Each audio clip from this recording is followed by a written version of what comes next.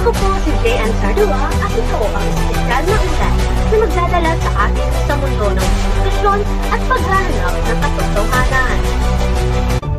Ngayong araw, ating sisilipin ang mga inaasahan sa kursong Introduksyon sa Pamamahayag at tatalakayin kung paano nagiging makapangyarihang kasangkapan ang pagbabalita upang magkaroon ng isang mulat na lipunan. Sa pagpasok sa kursong ito, hindi lang tayo matututo kung ano ang tinatawag na balita, kundi kung paano maglingkod gamit ang salita. Inaasahan bilang mga mag-aaral, una, aktibong makikilahok. Pangalawa, magpapakita ng etikal na pamamahayag. Pangatlo, magiging mapanuring. Apat, lilikha ng makabuluhang balita. Panglima, makikibahagi sa layuning panlipunan. Ang pagbabalita ay isang makapangyarihang sandata ng katotohanan. Sa panahon ng maling impormasyon, ang isang tunay at mapanuring mamamahayag ay nagsisilbing ilaw at gabay.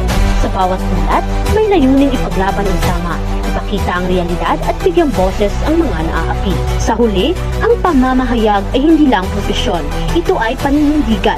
At sa kursong ito, inaasahang bawat isa sa atin ay magiging tagapagtaguyod ng katotohanan. Ako po si J.N. Sardua at ito nagtatapos